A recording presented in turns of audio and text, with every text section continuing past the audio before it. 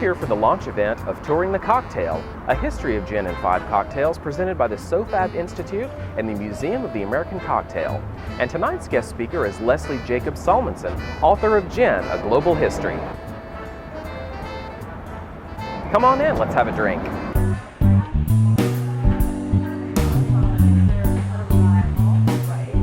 My name is Philip Dobard. I am Vice President of the SOFAB Institute, which is the home of the Museum of the American Cocktail. Well, I'm the California curator for the Museum of the American Cocktail, and I helped set up this event.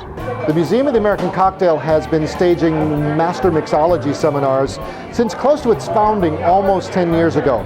Tonight was the first edition of Touring the Cocktail, MOTAC Los Angeles, a history of gin in 5 cocktails. And when Philip Dobard, who's the vice president of the organization, asked me if I was interested, well, of course I was. It's something that, as soon as I heard about it, it was like, oh, this needs to be done. A history of gin and 5 cocktails. No, this was fun for me because I've never done it with the cocktails. And they don't necessarily have a perfect fit. In fact, you'll probably hear me say, why 5 cocktails? Because I couldn't do 10. There's been a huge surge in the popularity of craft cocktails, but not a huge surge in knowledge of their history and of their place in culture. I think a lot of it comes with maturity and saying, okay, this is hundreds of years old. There's something about this. Let me invest some intellectual energy in it. But the thing about gin that's so remarkable is it goes back further than any other beverage. Genever is like the great-great-granddaddy of gin. After Genever had an early life in Holland, this is when we're going to start seeing some bad PR coming in. And a lot of that is due to a little something called the gin craze. You owe it to yourself to read about the gin craze because it is literally the first modern drug scare. This incredible birth happened of this amazing spirit that's just continued to evolve and evolve, and that's what tonight is about, really, is this incredible evolution. I've been in the hospitality industry for about 13 years now, so it's really fast-paced, it's fun, and having a great time with my friends and guests. Yeah, wanted to get involved for today, so volunteered.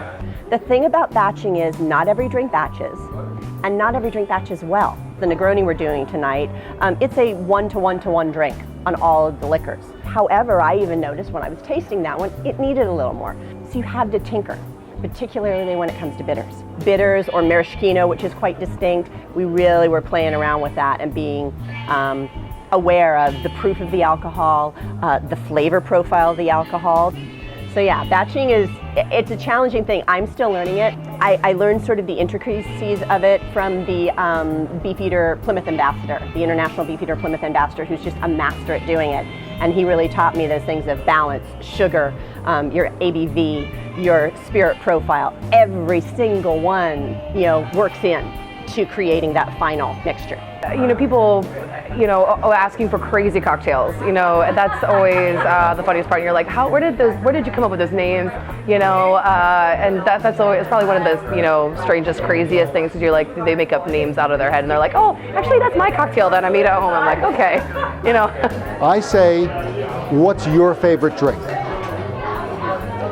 I go with that.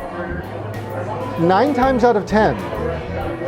I'm rewarded with a fabulous experience. My favorite cocktail is a Island Old Fashioned with Smith & Cross, Velvet Falernum, and Angostura bitters.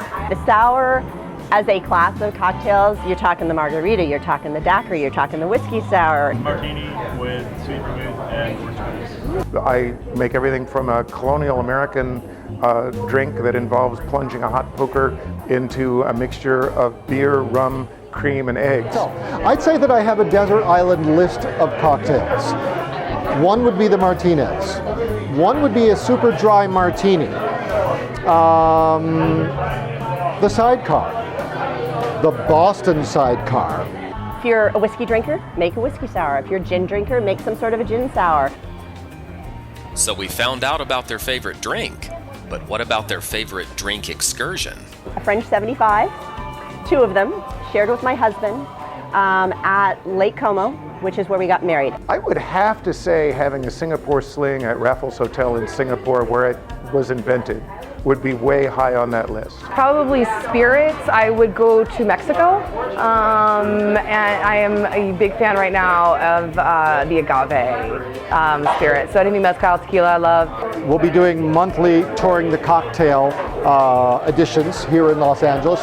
We have our first Los Angeles show opening November 15th at the Craft in America Center on 3rd, just east of La Cienega.